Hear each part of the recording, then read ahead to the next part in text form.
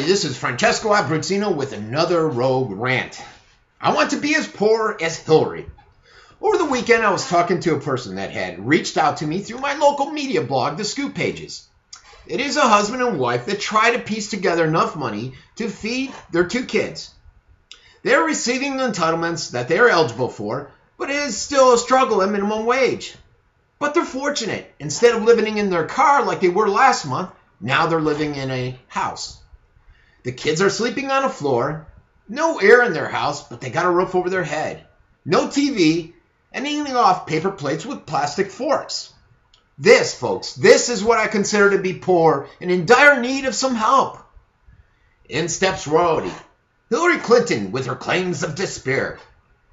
An editorial out of the Post, I think, states it clearly. Life in Hillary world is a lot like life in Oz.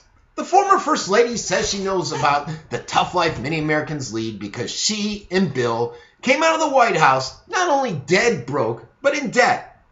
She should tell that to Toto. A lot of the folks in Kansas and everywhere else in the world would think her hard times in Oz look pretty damn good. Politicians from both sides of the aisle often attempt to show that they understand the economic struggles of the average person by comparing their personal experiences with those people whose votes they're trying to get. Abraham Lincoln, his story of being born in a log cabin, is but one classic example of this practice. Or how about Bill himself, Bill Clinton?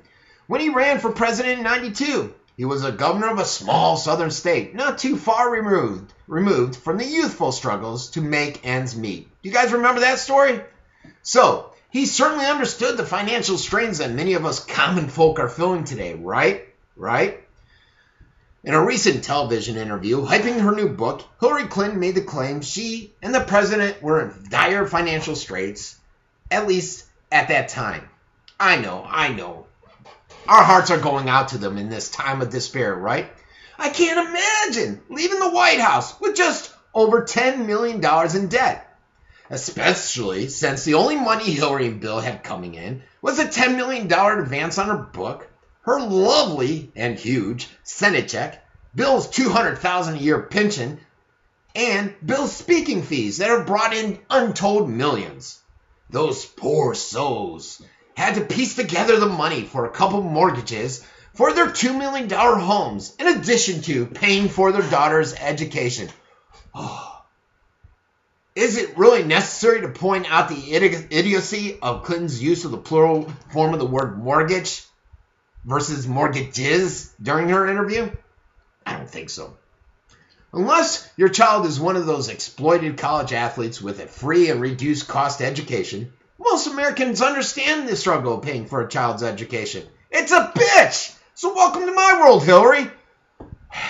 But as Hillary would say, what difference does it make? At this point, really, what difference does it make? While many Americans have struggled to pay their mortgage and kids' education since the 2008 economic crash, the number who have faced difficulty affording their house, not houses, dwindles considerably and puts the Clintons in a class of their own.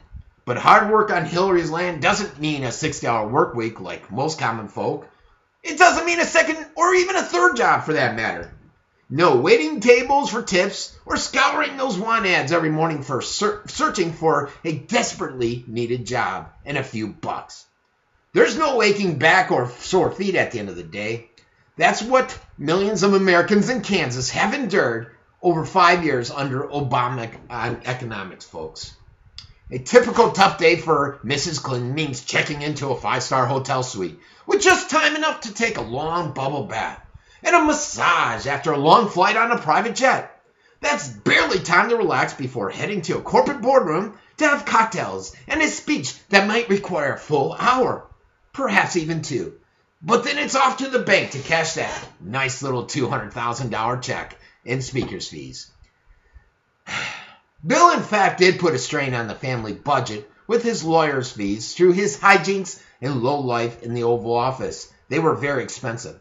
Don't worry, though, the proceeds of only a few dozen speeches would have been all taken care of their debt. And besides his presidential pension of $200,000 every year, he does, did we mention, get free health care and free Secret Service detail. I'm sure that surely helped some, don't you think? The Clintons have nearly always lived in public housing, counting the years in the governor's mansion in Little Rock since they were married years ago. So she could have lost perspective, trying to imagine life among the common folk. Now she knows what being dead broke feels like, even when she was living pretty high on the hog. But I ask you, America, what difference does it make? This has been Francesco Abbruzzino with another Rogue Rant.